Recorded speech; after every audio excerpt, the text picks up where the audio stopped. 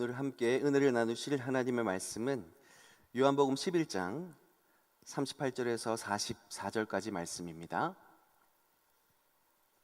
요한복음 11장 38절에서 44절까지의 말씀을 저와 한 절씩 교도로 봉독하겠습니다. 이에 예수께서 다시 속으로 비통히 여기시며 무덤에 가시니 무덤이 구리라 돌로 막았거늘 예수께서 이르시되 돌을 옮겨 놓으라 하시니 그 죽은 자의 누이 마르다가 이르되 주여 죽은 지가 나흘이 되었음에 벌써 냄새가 나나이다. 예수께서 이르시되 내 말이 내가 믿으면 하나님의 영광을 보리라 하지 아니하였느냐 하시니 돌을 옮겨 놓으니 예수께서 눈을 들어 우러러 보시고 이르시되 아버지여 내 말을 들으신 것을 감사하나이다. 항상 내 말을 들으시는 줄을 내가 알았나이다. 그러나 이 말씀 하옵는 것은 둘러선 무리를 위함이니 곧 아버지께서 나를 보내신 것을 그들로 믿게 하려 함이니이다. 이 말씀을 하시고 큰 소리로 나사로야 나오라 부르시니 함께 읽습니다. 죽은 자가 수족을 배로 동인 채로 나오는데 그 얼굴은 수건에 쌓였더라. 예수께서 이르시되 풀어놓아 다니게 하라 하시니라. 아멘. 오늘 나사로 이야기는 예수님께서 십자가에 달려 죽으시기 전 예수님께서 보이신 7가지 기적 중에 마지막 사건입니다. 마지막이 항상 제일 중요하죠. 이 마지막에 하필 나사로 사건, 이 이야기가 놓여진 것은 그만큼 예수님이 이 땅에서 행하시려는 가장 중요한 사역, 예수님께서 십자가에 죽으시고 다시 사심을 통하여 온 인류를 구원하시고자 원하시던 그 예수님의 사역을, 그 본질을 가장 잘 드러내주는 사건이기 때문입니다. 그런데 이 나사로 이야기를 읽다 보면 몇 가지 의문이 드는 것이 있습니다. 믿음이 없다는 소리를 들을 수 있어서 좀 조심스럽기도 하지만 이야기를 잘 보면 첫 번째 이런 의문이 듭니다. 주님이 사랑하시는 자라고 하면 병들지 않고 오래오래 잘 살아야 되는 것 아닌가? 이런 의문이 듭니다. 두 번째, 그럴 수 있죠. 병들었다 치더라도 그러면 주님이 정말 사랑하시는 자라면 지체하지 말고 나사로를 살리러 가셨어야 하는 것 아닐까? 그런데 왜 주님은 나사로가 죽기까지 이틀이나 지체하셨을까? 정말 사랑하시는 것 맞을까? 라는 의문이 듭니다. 그리고 세 번째, 결국 나사로가 죽습니다. 그의 인생은 정말 보잘것이 없었어요. 가난하기 짝이 없던 삶을 살아갔고, 그리고 병에 걸려서 이렇다 할 어떤 방법도 쓰지 못한 채 오직 주님만 바라고 있는데 결국은 죽어버렸습니다. 너무나 보잘것없는 죽음일 수밖에 없었습니다. 그런데 이 죽음을 덜어 예수님께서 4절에 이렇게 말씀하십니다. 예수께서 들으시고 이르시되 이 병은 죽을 병이 아니라 하나님의 영광을 위함이요 하나님의 영광을 위한 것이라 라고 말씀하십니다. 아무도 기억하지 않을 법한 이 보잘것없는 죽음이 어떻게 하나님의 영광을 위한 것일 수 있을까? 이 세 가지 의문이 저에게 들었던 것입니다. 우리가 생각하건대 이 세상에서 소위 성공하는 사람들은 잘 되는 거예요. 명예도 가지고 권력도 가지고 이름도 날리고 보이는 곳에서 들리는 곳에서 나름 인정받을 만한 어떤 것을 소유하거나 누리는 것이 과연 잘 된다라는 것인데, 그것이 곧 하나님의 영광을 위한다라는 것인데, 오늘 나사로를 향한 이 예수님의 모습은 정말 하나님의 영광을 위한 것일까라는 의구심을 갖게 만듭니다. 이 의문들을 또한 마리아와 마르다도 동일하게 가졌던 것입니다. 그런데 마침내 마리아와 마르다는 예수님의 명령 앞에 순종함으로 결국 그 의문을 풀 수 있었고 명쾌한 해답을 찾을 수 있었습니다. 예수님께서 무엇라고 명령하셨고 그들은 무엇을 순종했나요? 예수님께서 나사로를 살리시기 위한 그 기적에 앞서서 이 두 여인에게 명령합니다. 무덤에 돌을 옮겨 놓으라. 주님의 이 명령은 물리적으로 따르기 그렇게 어려운 명령이 아닙니다. 자기들이 돌을 옮기던가 아니면 힘이 없는 여인이니까 사람을 사서 사람 몇 명 사서 돌 좀 옮겨주세요 부탁하면 그만입니다. 어려운 명령이 아니었어요. 그런데 이들이 감당해야 될 것이 있습니다. 이미 죽은 거예요. 나사로가 이미 죽었습니다. 죽은 나사로를 또다시 직면해야 했습니다. 만약에 아무런 변화가 없다면 죽어서 이미 썩고 있는 오라비를 또다시 바라봐야 했던 것입니다. 그들의 상식과 그들의 기준에는 이미 이 사람은 죽은 거예요. 별다른 일이 일어날 거라고 생각이 되지 않았던 것입니다. 돌문을 여는 순간 우리는 그것을 또 봐야 되는 것이에요. 또한 그들이 맞닥뜨리고 감당해야 되는 것은 무엇이냐면 수많은 사람들이 그 죽음을 애도하기 위해서 문 앞에 왔어요. 돌문을 열었죠. 본인들도 충격인데 많은 사람들이 전혀 변하고 있지 않는 이 시체를 바라보게 된다면 사람들이 얼마나 많이 수근수근 되겠습니까? 그들이 예수님을 따랐고 예수님을 섬겼고 예수님을 사랑한다고 고백했고 지금도 그 예수님과 함께 있는데 나사로는 전혀 살아나지 못하고 썩은 채로 썩은 내가 진동하고 있는 광경을 보게 된다면 그들이 과연 그 마을에서 살 수 있을까? 과연 그들의 이후의 삶은 어떻게 될 것인가?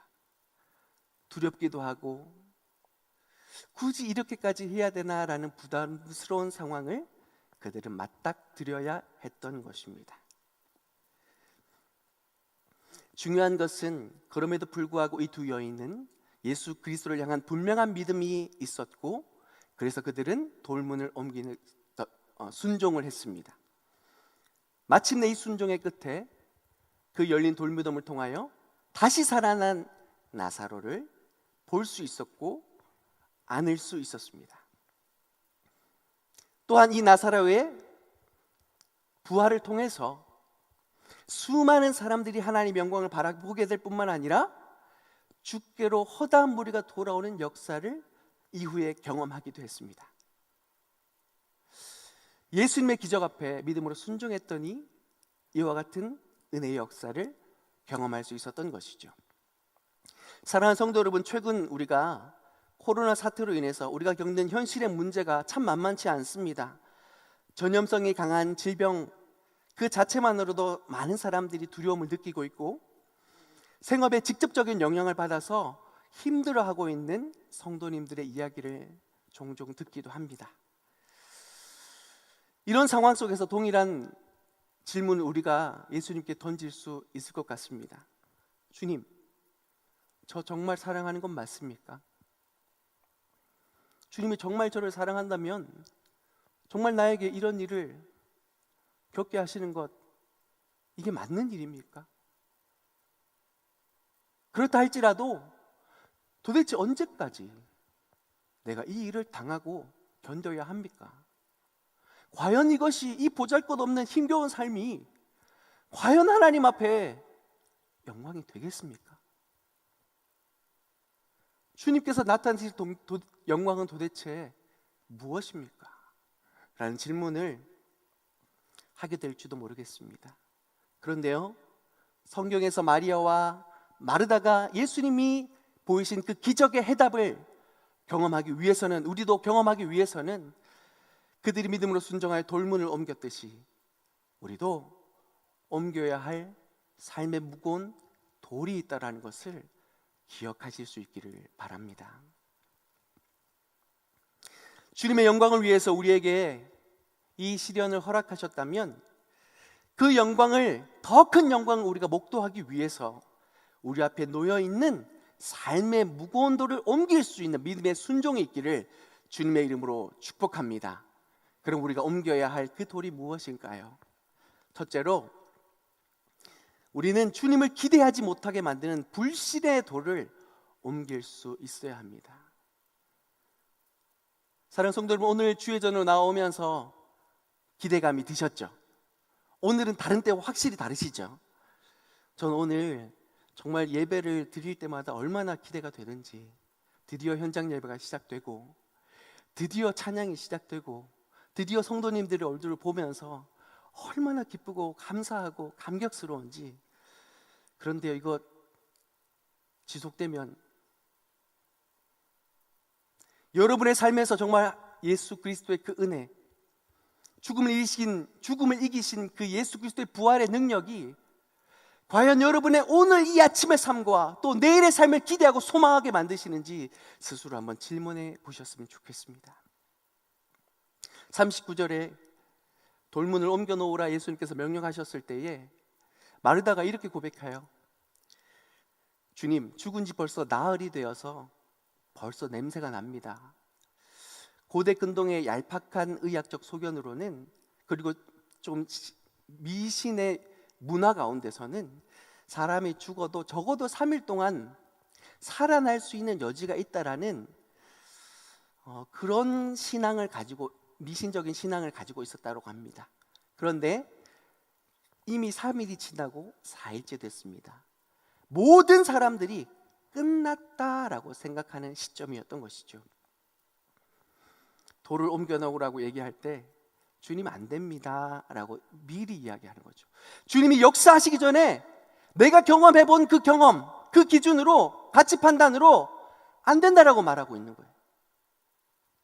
우리 신앙생활에 있어서 하나님의 은혜와 하나님의 기적을 맛보기 위해서 반드시 우리가 옮겨야 될 이 돌이 무엇이냐면 성령의 은혜를 제한하고 우리 멋대로 하나님의 역사를 판단하는 것입니다. 하나님의 뜻을 판단하는 것입니다. 너무너무 위험한 습관입니다. 제가 들었던 이야기이기도 하고 참 괜찮은 예화라고 생각해서, 그리고 아마 모든 성도님들이 다 잘 기억하고 있으실 거라 생각해서 이 이야기를 함께 나누고자 합니다. 우리 2002년도에 월드컵이 있었죠. 이탈리아전 기억나십니까? 네, 그때의 감격을 아직도, 감동을 기억하고 있는 분들이 계십니다. 이탈리아를 과연 이길 수 있을까? 정말 그 중요한 이슈였죠. 사람들마다 이탈리아를 어떻게 이겨? 그런데 사람들마다 뭔가 될 것 같은 그 분위기 속에서 기대감을 가졌습니다. 그래서 사람들이 엄청난 응원을 많이 했고 TV를 다 틀면서 치킨 시켜먹으면서 막 응원하셨죠.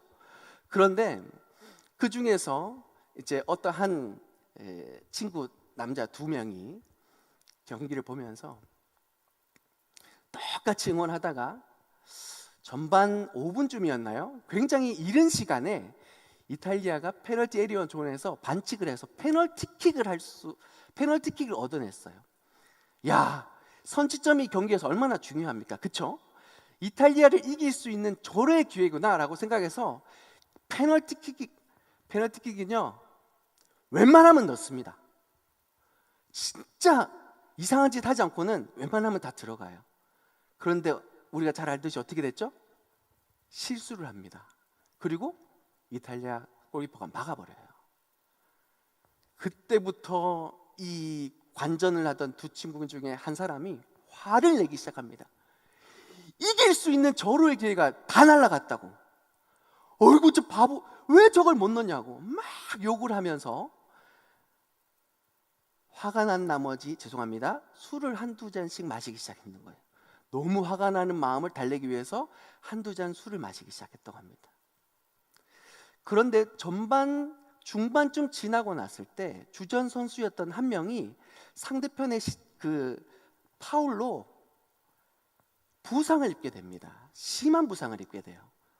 그러니까 이 친구분이 더 화가 나가지고 페널티킥도 못 넣고 주전 선수까지 다치면 이 경기 도대체 어떻게 졌어. 경기 끝나지도 않았는데 이미 졌다고 생각하고 그때부터 막 쉴 틈 없이, 죄송합니다, 술을 막 마시면서 그 화나는 마음을 억누르고 있었던 거예요. 그런데 우리가 잘 아시듯이 후반에 43분입니다. 43분에 얼마 남지 않은 그 시간에 동점골이 터지지 않습니까? 기가 막히게 동점골이 탁 터지면서 온 집안마다 난리 났었죠. 우와! 연장전이 펼쳐집니다. 연장전에 누가 골을 넣습니까? 기억이 안 나시나 봐요. 전반전에 페널티킥 실축했던 그 선수가 드디어 헤딩으로 역전골을 터뜨려요.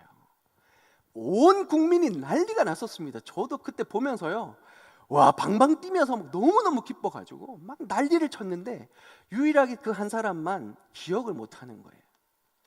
이미 경기를 예측하고 술을 퍼마셨던 그 사람은 이미 의식을 잃어버린 거예요. 경기가 이겼는지 졌는지 이미 그 사람은 졌다라고 생각해버리니까 그 역전의 환호성을 함께 누릴 수 없었다라는 거죠. 사랑하는 성도 여러분, 마르다의 모습이 바로 이와 같았던 겁니다. 예수님께서 지금 나사로를 살리시려고 오셨어요. 무덤 문 열라고. 이제 너의 오라비를 살려주겠다고. 그러는 찰나에 마르다는 자신이 경험한 이전의 모든 상황들과 자신이 알고 있는 모든 지식 가운데 이거는 안 될 일이라고 판단해 버립니다. 우리 신앙생활 속에서 이런 모습이 우리 가운데 있는 것은 아닌지 꼭 살펴볼 수 있기를 바랍니다. 신앙생활을 하면서요, 어떤 분들 중에 종종 우리 믿음을 자기 틀 안에 이렇게 가둬놓고 신앙생활을 하시는 분들이 종종 보입니다. 소위 이제 나이가 들어가시면서 또 신앙의 연배도 있어지시면서 소사이어 포지션이라고 하죠. 체면치레라는 게 있습니다. 아유, 내가 그래도 권사인데, 장로인데, 뭐 안수 집사, 죄송합니다, 이렇게 집사인데, 그래서 사람들 눈에 보이기에 적당히 이 정도만 하면 욕먹지 않고 칭찬은 받을 수 있을 거다라는 그 기준을 너무나 잘 아세요. 이런 분들 보면 정말 안정적이에요. 딱히 흠잡을 데가 없어요. 그리고 교회에서 무슨 일을 한다고 할 때 잘 도와주세요. 딱히 흠잡을 데도 없고, 또 세상에서 나름대로 직장 생활을 해야 되고 또 경제 활동도 하셔야 되기 때문에 삶의 밸런스도 잘 맞춰 가시는 것 같아요. 지혜롭게 하시더라고요. 그런데 문제는요, 거기까지라는 거예요. 정말 신앙생활 잘 하시는 것 같은데 성장이 없어요. 정말 교회에 잘 나오시는 분인데 예배에 감격을 누리신 지가 얼마 되지, 도대체 언제인지를 모르는 분들이 계세요. 왜 그럴까요? 이미 많은 경험을 한 겁니다. 신앙생활 하다 보니 이렇게 무모하게 하보다가는 손해보고, 이렇게 일하다가는 욕먹고, 그리고 이렇게 교회 생활에 에너지를 많이 뺏기다 보면 사회생활 힘들고 다 아시는 거예요.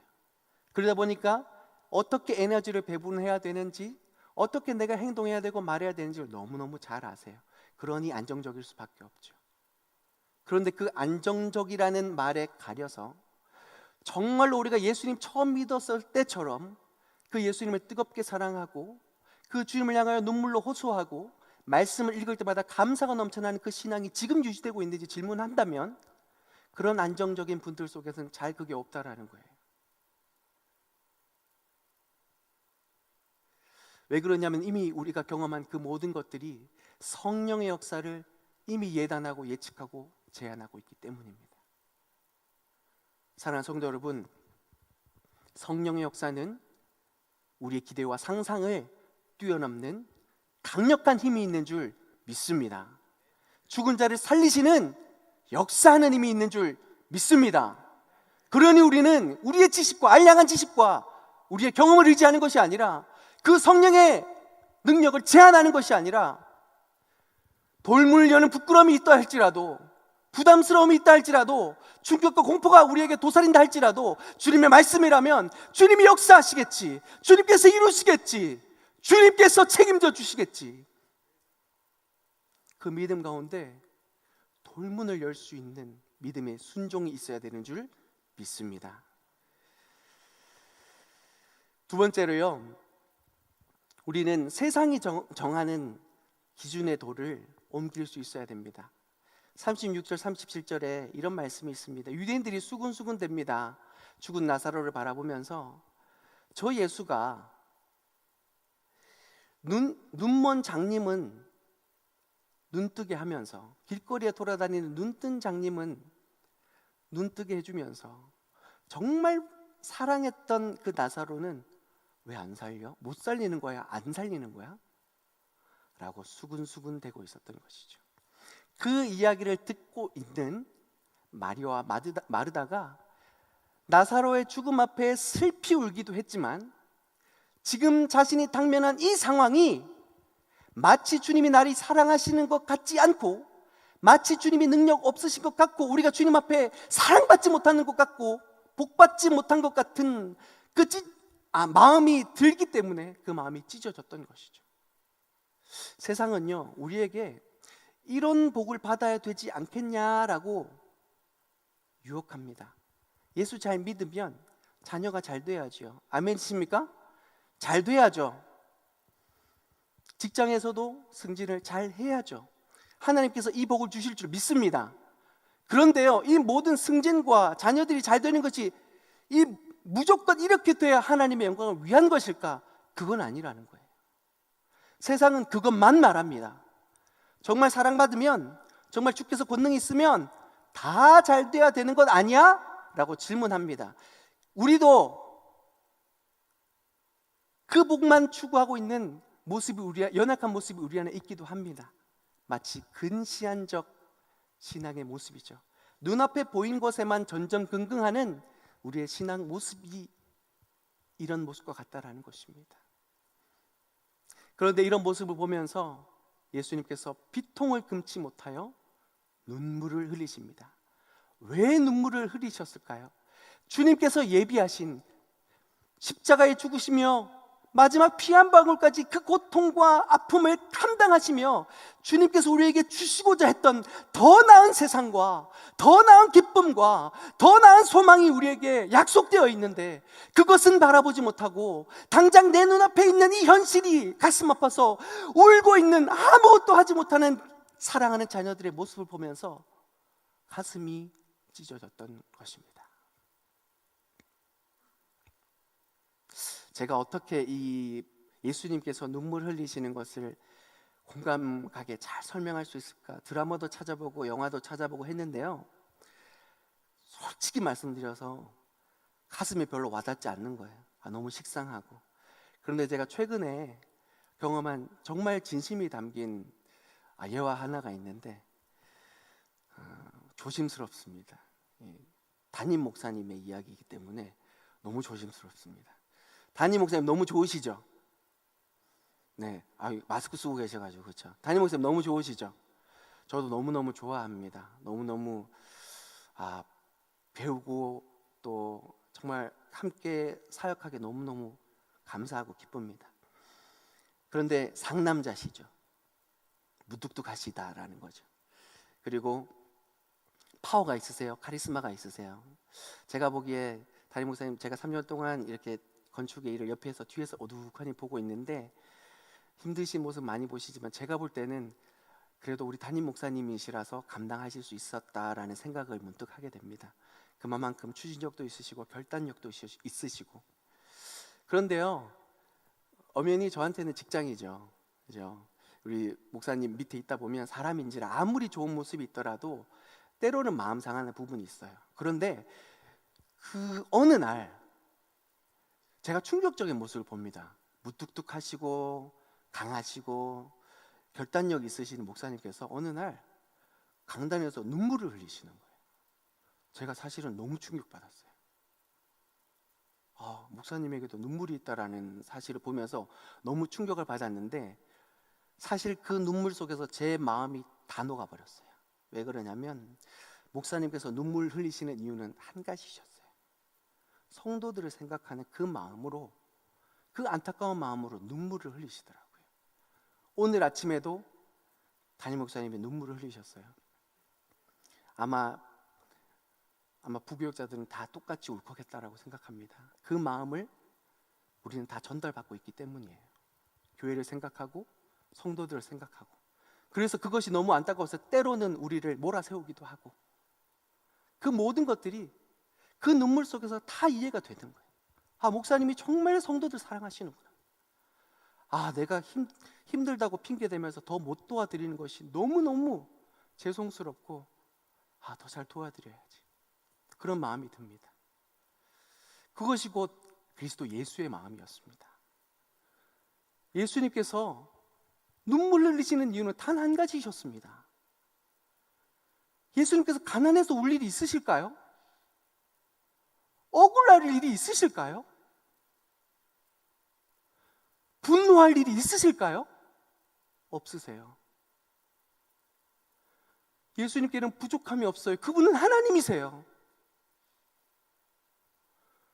그분이 세상 앞에 눈물 흘릴 일이 전혀 없으세요. 그런데 왜 눈물을 흘리십니까? 우리를 너무나 사랑하시기 때문이에요. 십자가에 그 자신을 내어주시기까지 우리를 너무나 사랑하시기 때문에, 우리가 더 귀한 것을 붙잡지 못하고 있는 그 비통함 때문에 주님이 눈물을 흘리셨다는 거예요.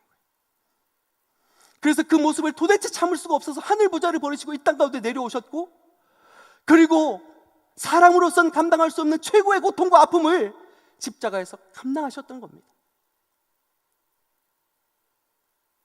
이 주님의 눈물 앞에 우리의 마음이 좀 녹아내렸으면 좋겠습니다.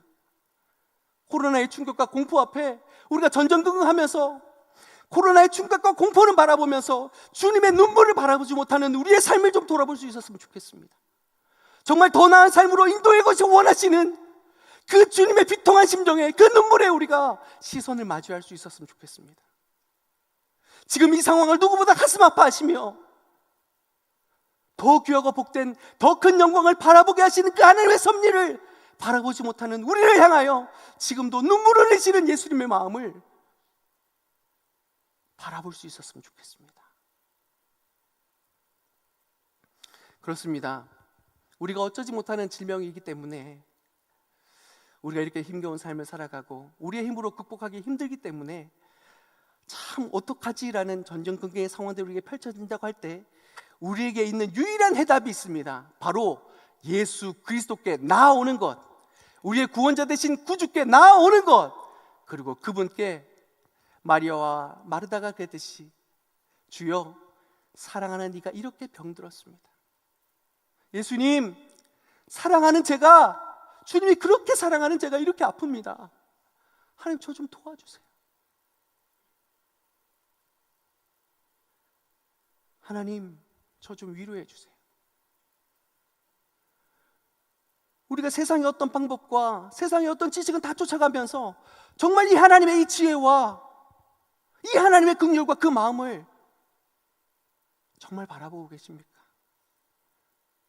만약 그 마음이 주님께로 향해 있다면 주님은 반드시 그 영혼을 향하여 죽은 자를 살리시는 그 능력으로 세상이 주지 못하는 평강과 은혜로 채워주실 줄 믿습니다.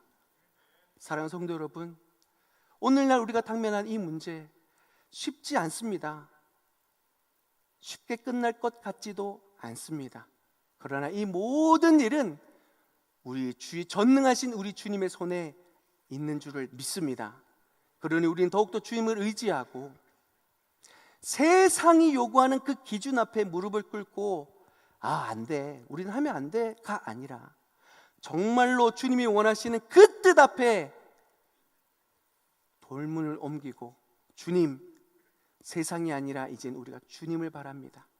주님 앞으로 나아올 수 있는 믿음이 우리 가운데 있기를 주님의 이름으로 축복합니다. 사랑하는 성도님들, 말씀을 마무리합니다. 참 어려운 시절을 살고 있지만 우리 주님은 여전히 살아계시고 신실하신 주님이신 줄 믿습니다. 나사로를 살리신 그 기적의 예수님께서 지금도 우리와 함께 하심으로 믿음으로 구하는 자에게, 주께 기도하며 손 내미는 자에게 반드시 역사하시는 주님이신 줄 믿습니다. 그러니 사랑하는 성도 여러분, 더욱더 그 주님을 향하여 기대하십시오. 소망하십시오. 은혜의 자리로 나오십시오. 어디서건 그 하나님께서 있는 그 자리에서 만나주시고 역사하시는 살아계신 전능하신 하나님으로 우리 가운데 임재하실 줄 믿습니다.